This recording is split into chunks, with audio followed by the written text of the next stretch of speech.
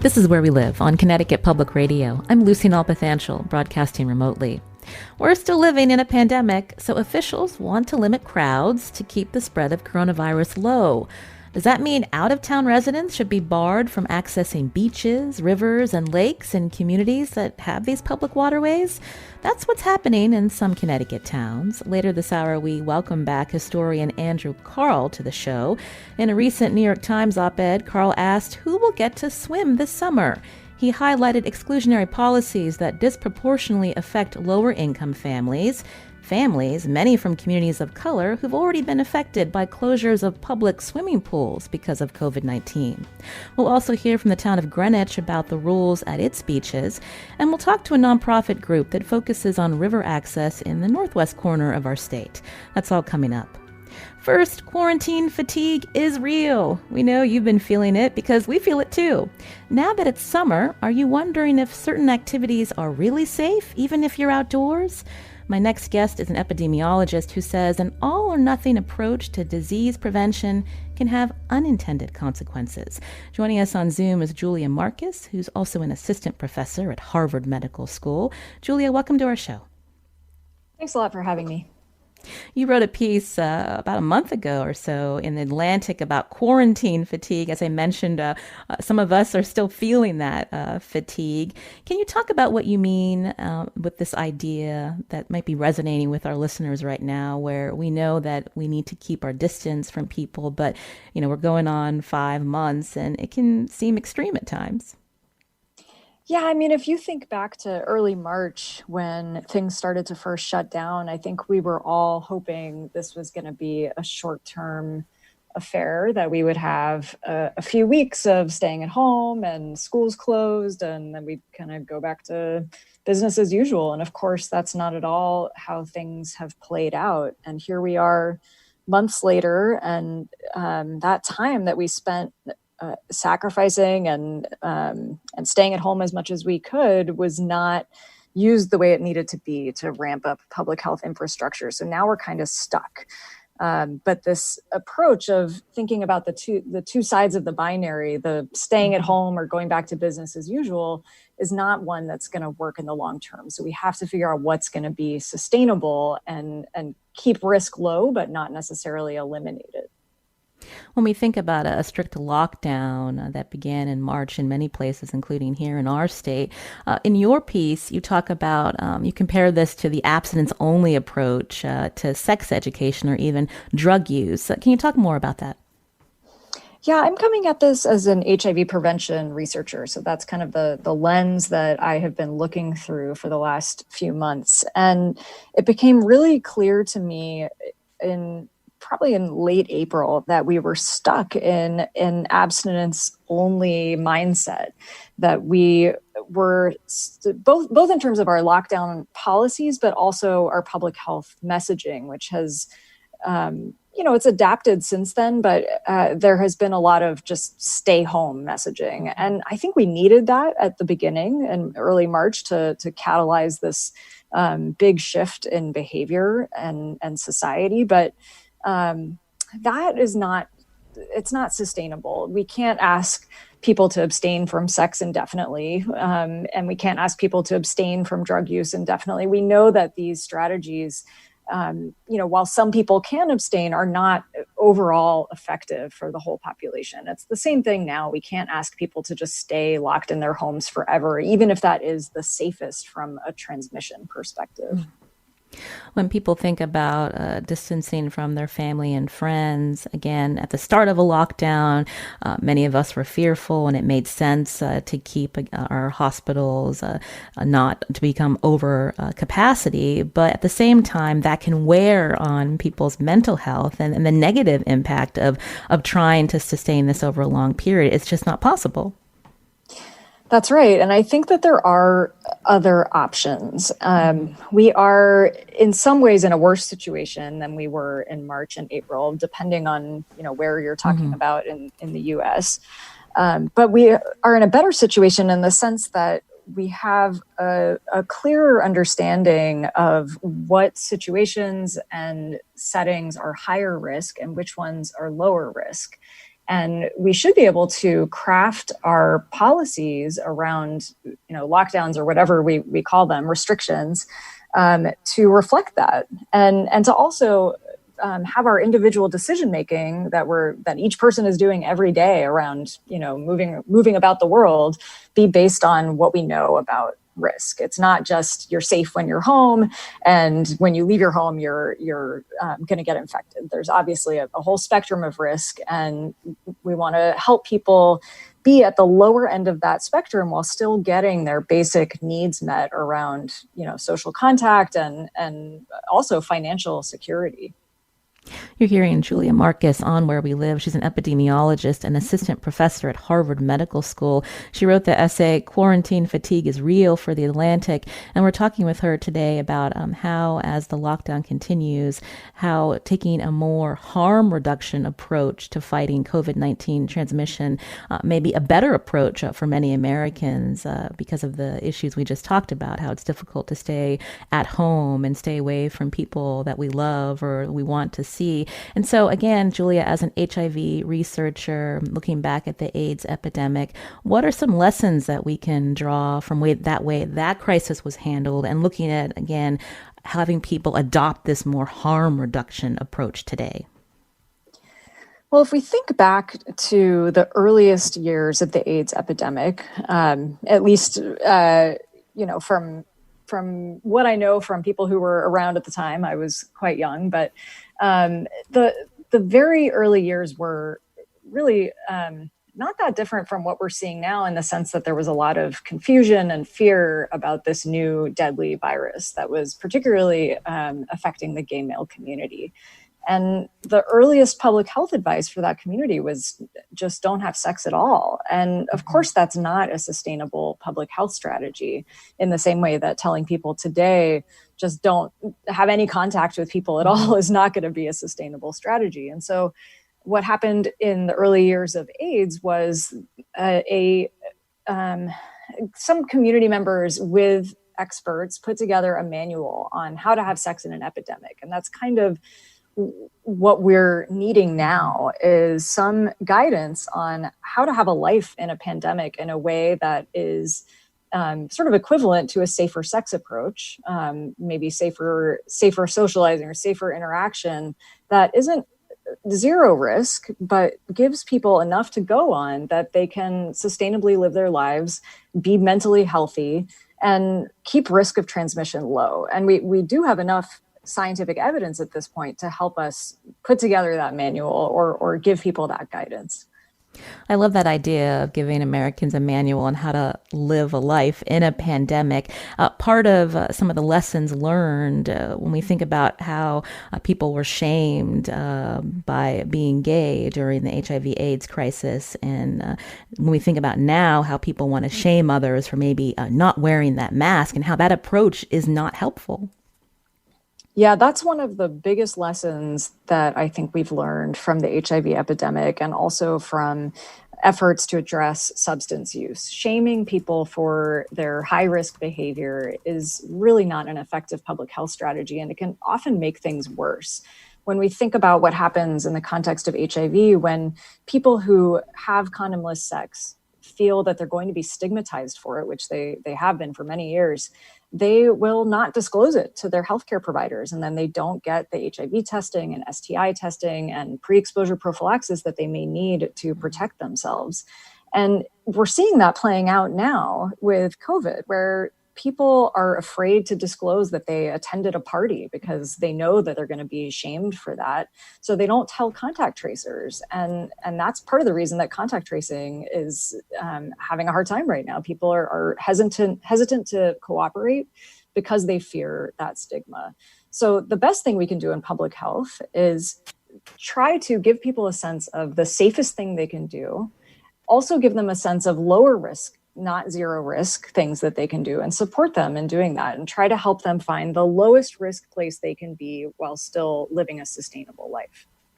So Julia, you're an epidemiologist. So talk us through, as people are spending more time outdoors, maybe seeing friends in a park or in their backyard, and trying to, again, keep 6 feet distance, maybe not share food. What are some activities that people should feel comfortable doing now where it eliminates, or not necessarily eliminate, but reduces the risk versus, having people indoors and be staying in a contained space? Well, I think you gave some great examples right there. We know that, again, I'll say the safest thing you can do is just be at home by yourself or with your household members. But most people aren't going to be able to do that indefinitely.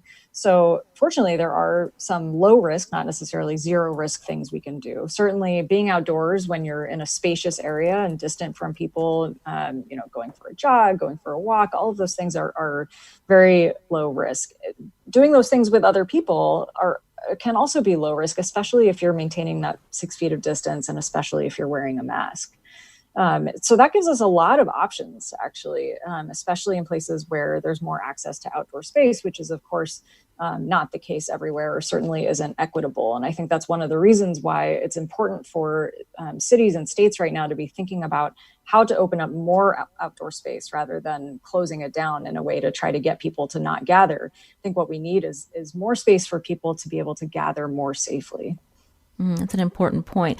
We've brought it up on the show before, even when we think about physical or social distancing in certain communities, that is a privilege where certain families live in close quarters, or there's multiple family members who have jobs where they can't stay home. And so thinking about how they may not have the option some of us do with working remotely or having more space to spread out to maintain that distance, Julia. That's right. I think, access to green space, to parks, to beaches is definitely not something that's equally distributed. And of course, not everybody has the choice to maintain distance from people, either in their living space or through work. I completely agree. One thing I wanted to ask you, as this lockdown or social distancing has had to continue, some families, some people are thinking about having social contact in what's considered bubbles or pods. Can you talk about those ideas, and is that a safe way to be around others?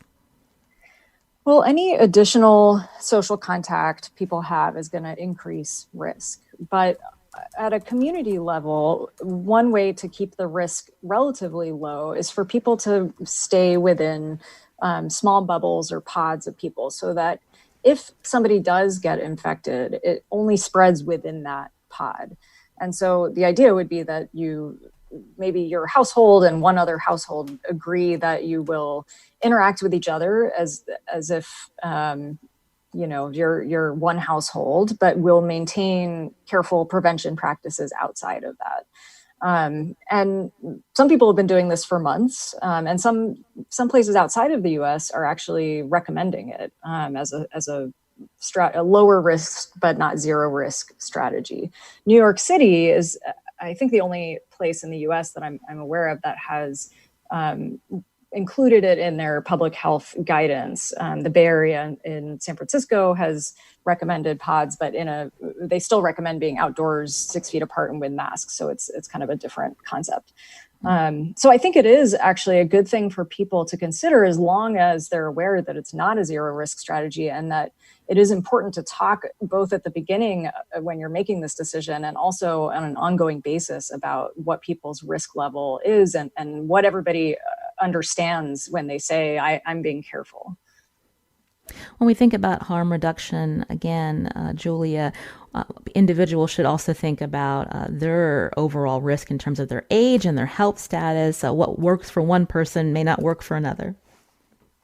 That's right. I think when people assess risk, there are kind of three main things to consider. One is what's going on in your community right now. Is community spread increasing, decreasing? Is it high or low?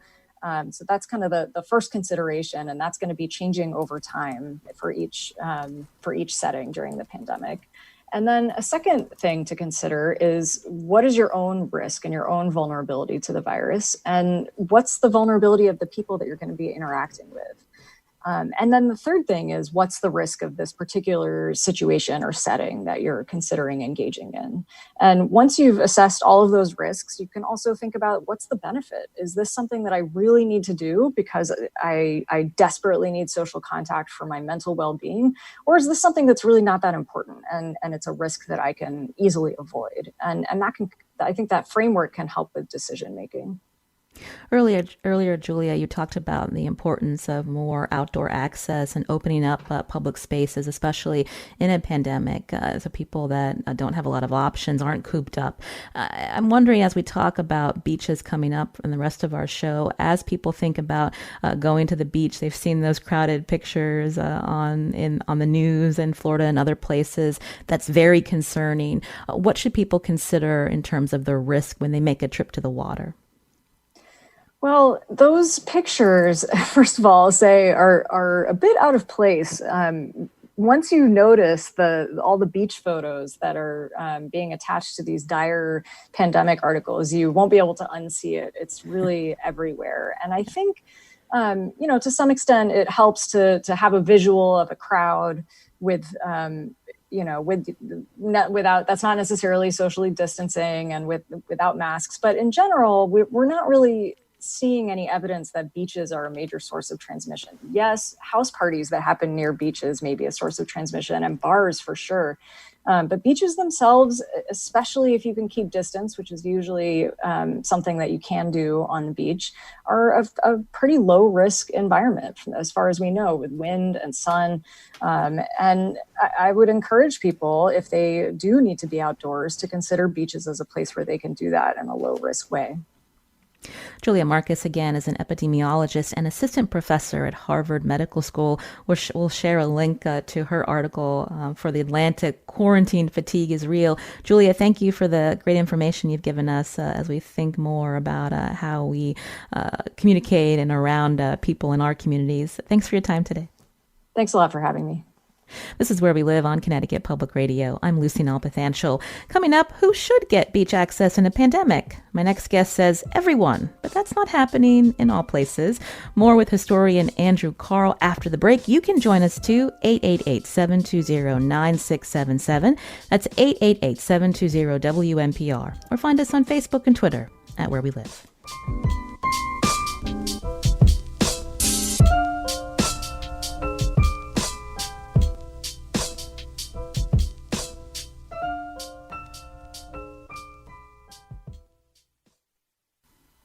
This is Where We Live on Connecticut Public Radio. I'm Lucy Nalpathanchel. Now, it's natural to think about crowd control to keep the spread of coronavirus low, but does that mean out-of-town residents should be barred from accessing beaches, rivers, and lakes in communities that have these public waterways? In a recent New York Times op-ed, historian Andrew Carl asked, who will get to swim this summer? He highlighted exclusionary policies that disproportionately affect lower-income families, many from communities of color that are already affected by closures of public swimming pools because of COVID-19. Andrew Carl joins us now on Zoom. He's also professor of history and African American studies at University of Virginia. Andrew, welcome back to the show. Oh, thank you for having me. We had you on a couple years ago to talk about your book, Free the Beaches, which focused on activism by people of color and Connecticut resident Ned Cole back in the 1970s to open up beach access in affluent Connecticut towns. Now you've recently penned an opinion piece in the New York Times that I mentioned, where you talk about how these restrictions are coming back, especially in this pandemic. Can you talk about some of the points that you raised? Yeah, I think that one of the things that we need to focus on this summer is not just how do we practice safe social distancing, but who bears the burden for these restrictions. And too often we're seeing this summer that communities, the wealthier communities, those that have robust public resources and public spaces have been putting restrictions that have disproportionately affected, in this case, non-residents, but predominantly lower income families and people of color. And this fits into a longer history of exclusionary practices in public spaces in Connecticut, the Northeast, and across the country. Remind us again about some of the history in these wealthier communities, especially in our state of Connecticut.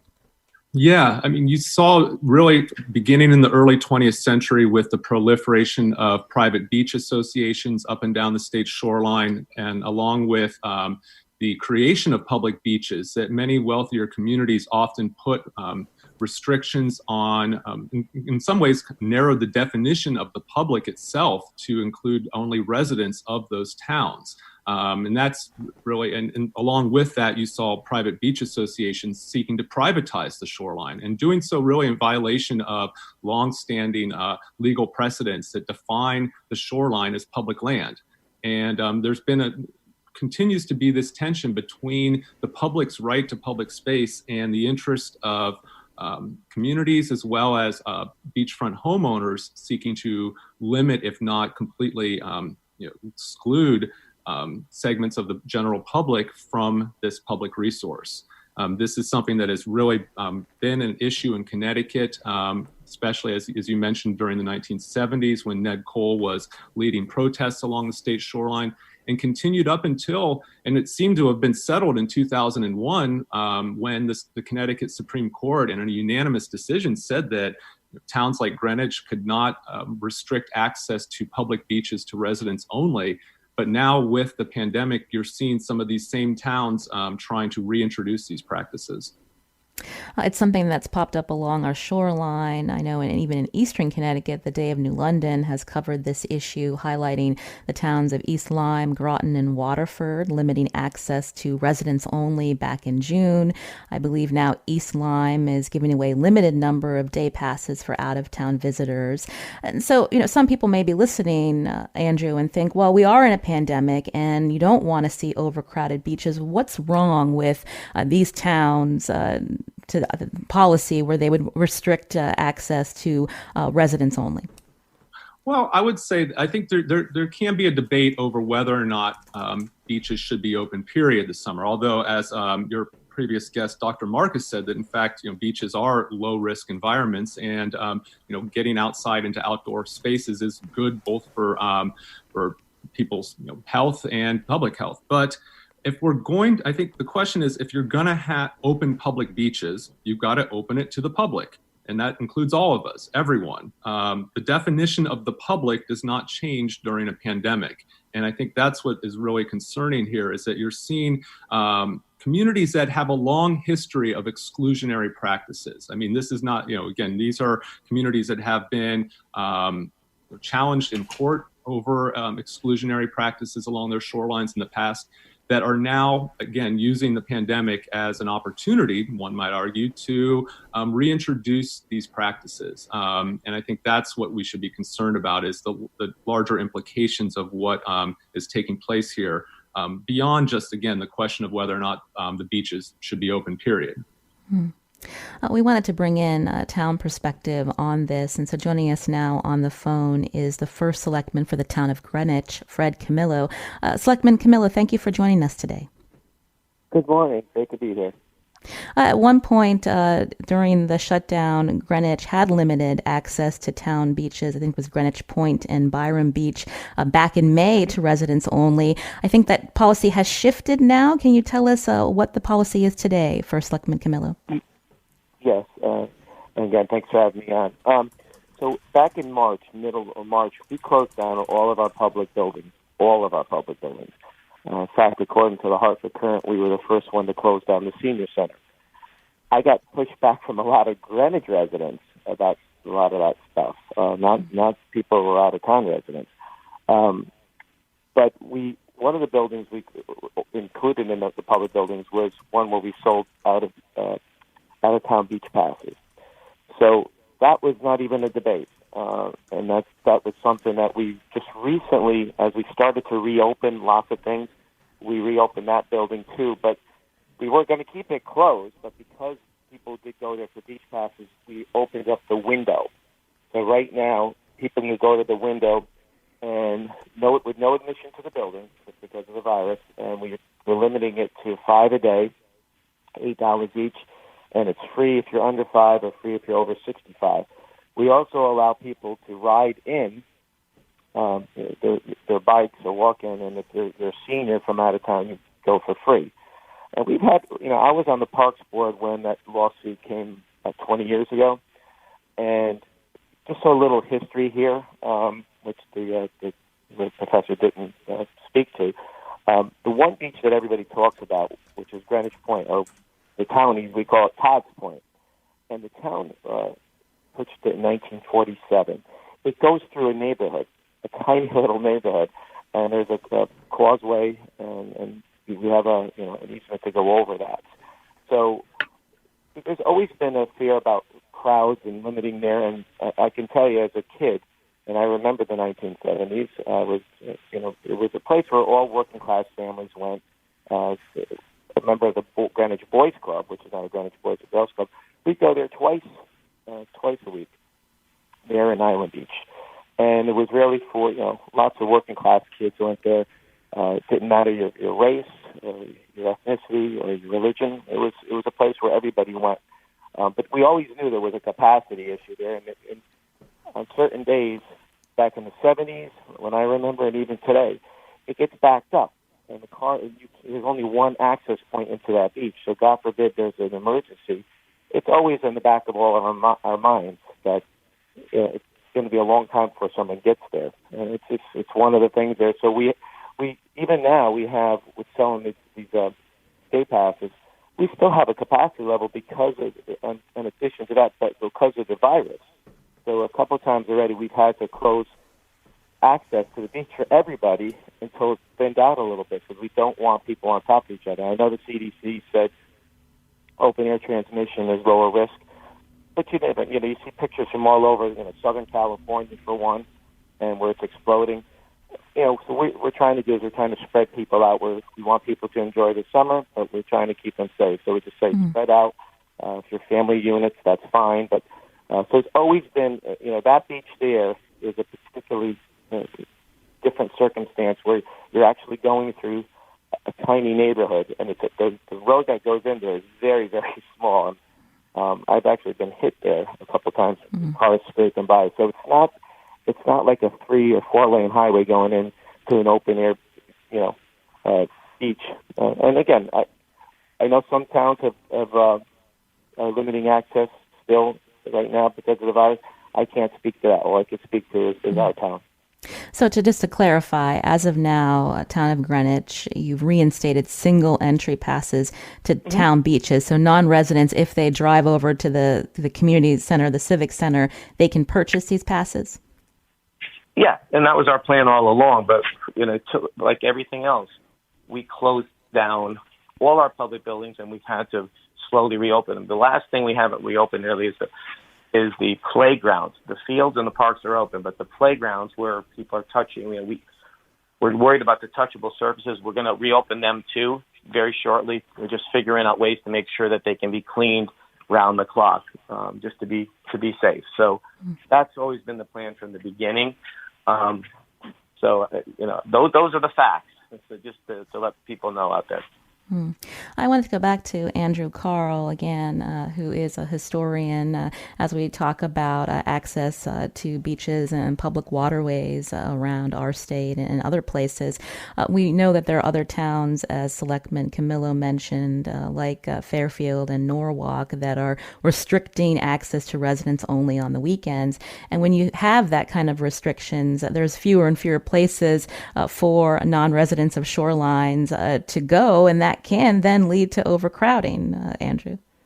Yeah, exactly. And I think what the first selectman was saying about the efforts to limit capacity, I think no one's arguing whether or not towns should be able to limit the capacity on their beaches. The question here is who gets, do certain members of the public get special privileges, or do they get to move to the front of the line if we're on a first come first served basis? And I think that's really the question here. And I should also point out that this argument that places like Todd's Point are being restricted to residents only in the interest of limiting capacity and protecting the community and the environment were the same arguments were being used to justify the resident-only policies back in the 1990s and early 2000s that the state Supreme Court rejected at the time.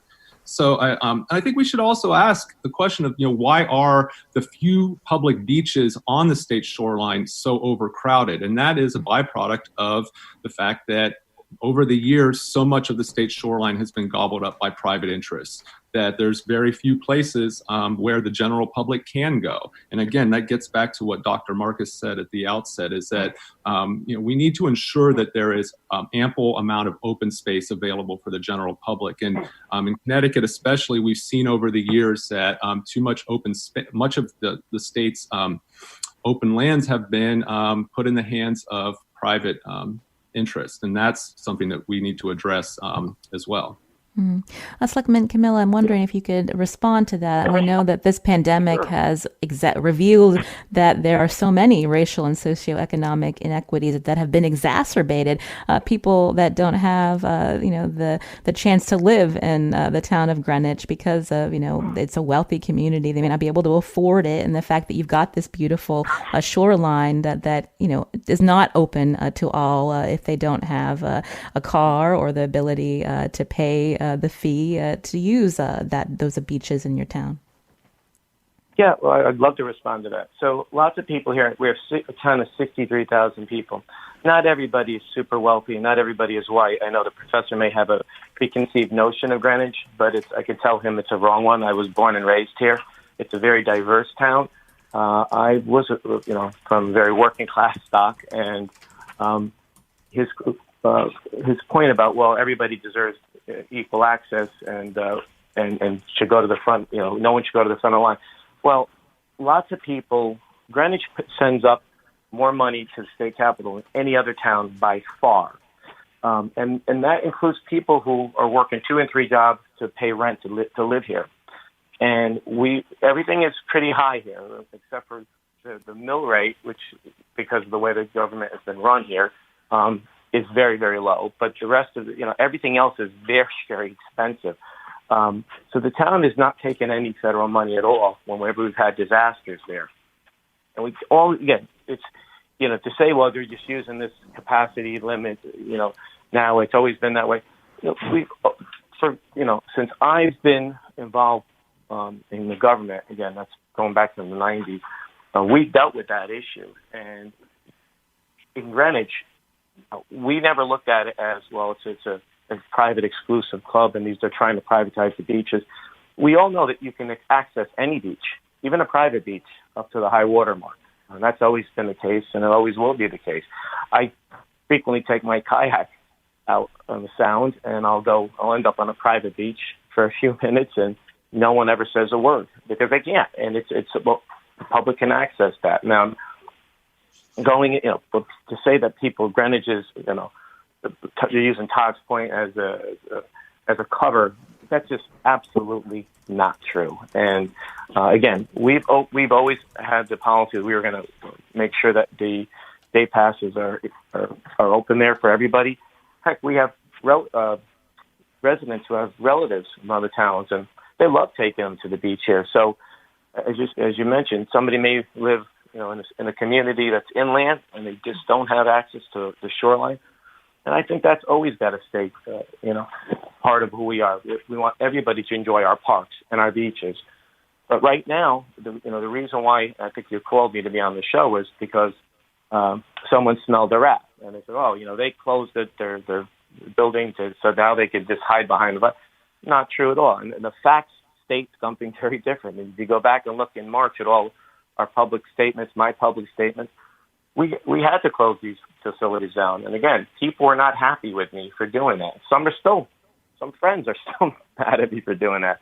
But it was done with the public health in mind. Mm-hmm. And it's going to continue to be that way.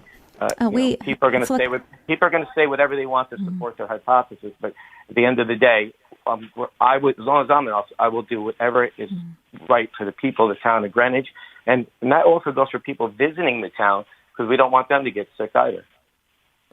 We did reach out to Attorney General Tong's office last week, Andrew Carl and Selectman Camillo, to ask, whether these policies, again, excluding non-residents from using these beaches and waterways during the pandemic is legal. And in a statement, the Attorney General's office wrote, the question of whether towns can establish that excluding non-residents from Connecticut beaches can meet that standard is a local legal matter.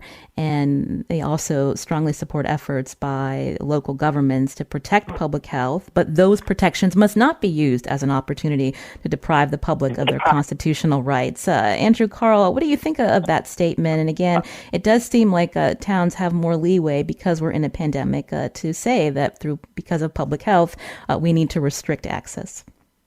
Yeah, I mean, I think clearly we're seeing an effort, and I think some towns have been pretty open about this, that they're essentially daring the courts and the state to do anything about it, and essentially trying to run out the clock on this summer before these policies are challenged. But I want to respond to what the first selectman said. I mean, I definitely recognize that Greenwich is a diverse community, has a working class community that has disproportionately relied upon their town beaches. But the fact does remain that that it is also a community that is very unaffordable to a large segment of the state's population, and also as well that has a long history of exclusionary practices, not just on its shoreline, but through its housing markets, through zoning ordinances, and through a variety of measures that have worked to make it an exclusive community. And again, that's one issue. But again, if you're going to have a public beach, it needs to be open to the entire public. And I should also mention, again, in response to something else that was mentioned there, Greenwich has made a big show of rejecting federal dollars over the years for maintenance of its shoreline, and that was itself a strategy aimed at fending off legal challenges to the resident-only policies in the past. But make no mistake, every inch of the Connecticut state shoreline has benefited from federal and state taxpayer support. So the argument that this has been entirely a self-financed beachfront is just simply not the case. We did get a call from a listener who wanted to reiterate that the towns of West Haven and Milford have also restricted their beaches, not allowing non-residents to even park on the beaches. So this is not something that we're just singling out the town of Greenwich. Again, the town of Greenwich has changed their policy as we've seen transmission rates become low. But Selectman Camillo, I just wanted to have you respond quickly to Andrew before we head to break. Sure. I mean, there's not much disagreement on what Attorney General Tong said or what the professor said, as far as making sure that public health is first and foremost. And again, Greenwich, this wasn't some secret plan, and we had the plan to open them up to everybody as soon as we weren't even sure as far as when we were going to be reopening the beaches to our own residents back in March and April. So, we're really, and who knows what's going to be around the corner. But as far as the professor said about taking federal money, and it was used as a strategy. Again, while I can't speak for anybody else that came from before me, I do know for a fact that people that since I've been involved, I've always been concerned about capacity. Even on our other beach, there's only a finite amount of space there, so that was always a concern. But the main one is Todd's Point, only because you've got to go through a really small little neighborhood with a very small causeway to get there. And yes, we've all benefited. Everybody's benefited from federal tax dollars on the shoreline, but not within the beaches. There, the town has paid for that. It was in private hands up to 1947, and the town has paid for all the improvements. And we love having people there. When there was a protest a few weeks ago, or maybe a month and a half ago, I told the protesters, "We want you to come back and enjoy our town. It's a very welcoming town, and certainly anybody who's grown up here will attest to that." And to his point about the professor's point about affordability, heck, I can't live in most neighborhoods in lots of towns. All we can do is promote opportunity, equal opportunity. but that's about it. At the end of the day, I can't say to somebody, I want to go live in your neighborhood because it's a really nice neighborhood, but I don't have the money to do it or the wherewithal to pay. And that's the whole thing. We try very hard. Now in the last few years, we've really built more affordable housing units than we've done, I think, ever. So we're trying, but when land is expensive, it's not the easiest thing to solve.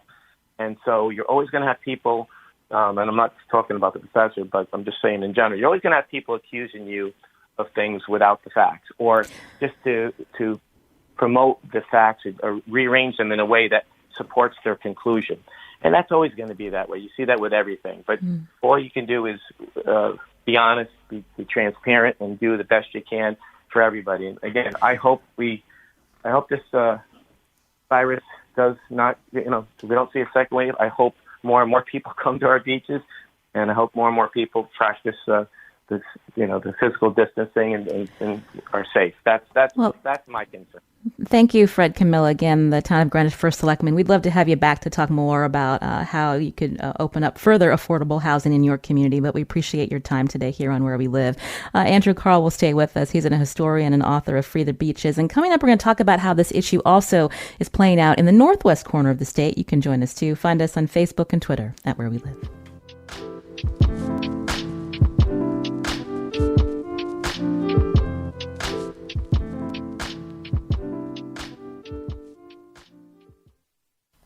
This is Where We Live on Connecticut Public Radio. I'm Lucy Nalpathanchel. Some towns with beach or river access have limited the number of people who can gather there, but these rules and ordinances highlight equity issues that block certain groups of people from public waterways. We heard from someone on Twitter who writes, "When I moved back east, this completely blew my mind. I had no idea you could limit people's access to the beach, to water, to sand. And the fact that the beachside town residents treat access to water as theirs is unconscionable. And I say this as a Fairfield resident." This issue has also played out in other parts of our state. Joining us now by phone is Lindsay Larson. She's a program manager for the Housatonic Valley Association. Lindsay, welcome to our show. Thanks for having me. Also with us on Zoom is Andrew Carl, who's a historian and author of Free the Beaches. We've been focused on what's been happening along shoreline communities, but in Northwest Connecticut, how are you seeing issues of in the pandemic worried about crowding and then dealing with restricting access to residents only? How is that playing out? Sure. So the Housatonic Valley Association, or HVA, is the watershed organization for the Housatonic River, and part of our mission is enhancing public access to the river. So in doing that, we have an outreach program where we're out at public sites every weekend throughout the summer talking to people, trying to keep the sites safe and clean.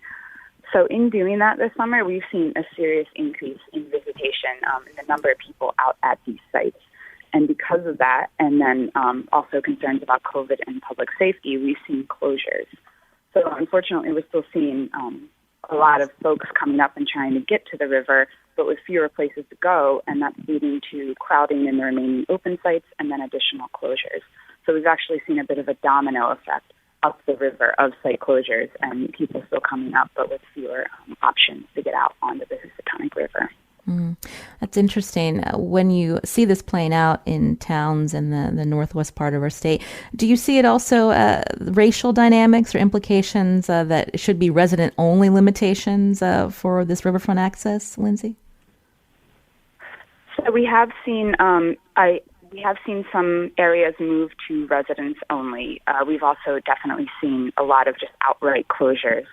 I will note that through our outreach program, we've been conducting visitor surveys for a few years now, and we don't collect data on race or income, but we have learned that a lot of folks are coming to these sites from nearby cities, such as Danbury and Waterbury, Connecticut, and also New York City. So obviously these areas, folks may have less access to these beautiful scenic areas that we have in northwestern Connecticut. And so we're seeing an uptick in the number of people coming up here just to picnic, swim, and hang out by the river. And we want to make sure that we're managing these sites in a way that allows for equitable access among all these various user groups. I also want to note that we're really seeing a shift in how the sites are used and who's using them, which may be contributing to some conflict. So tell us more about how your organization's working on this issue moving forward, because this pandemic isn't going away anytime soon. And as we've heard from an epidemiologist at the top of the show and with our other guest, Andrew Carl, it's important that the public have public access. It shouldn't just be for some, but for all. Right, exactly.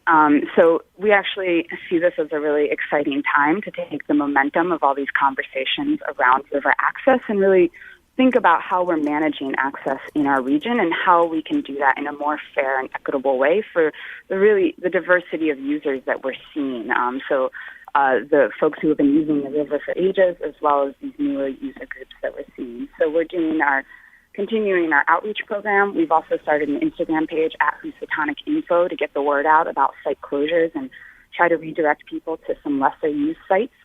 And then finally, we're starting to organize people around a structured conversation later this year, really just trying to get everyone together who's affected by this issue and start talking about long-term solutions that allows people to get out under the river in a way that's safe and keeps the river clean and also is equitable for all the variety of people who want to use the water.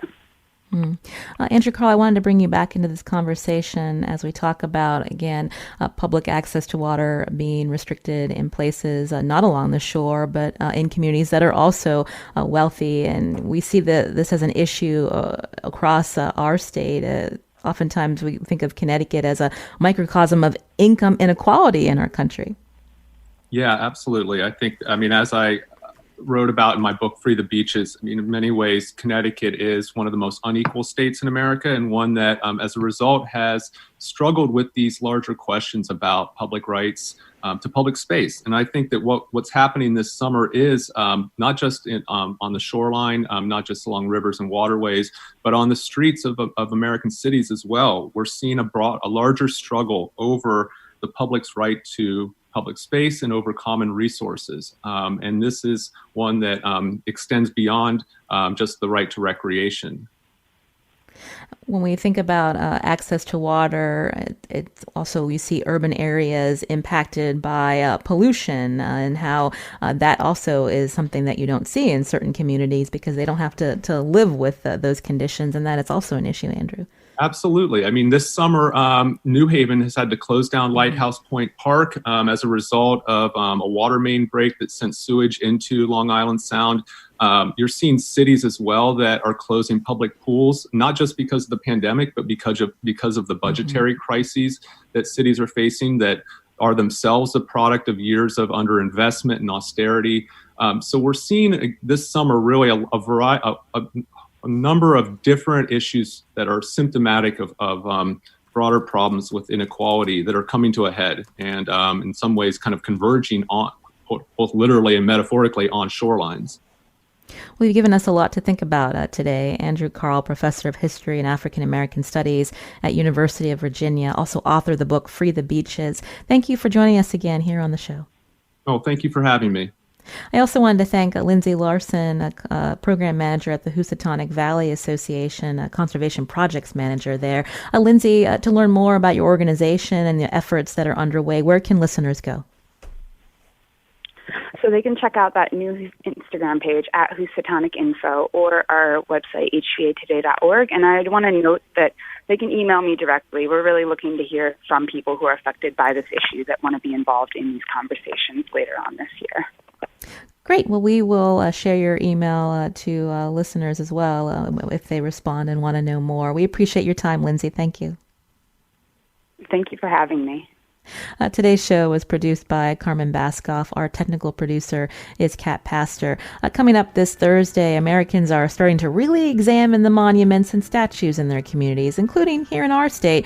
We're going to dig into that debate, and we're going to hear from artists about sculpture today. You can join us. That's Thursday. I'm Lucy Nalpathanchel. Thanks for listening.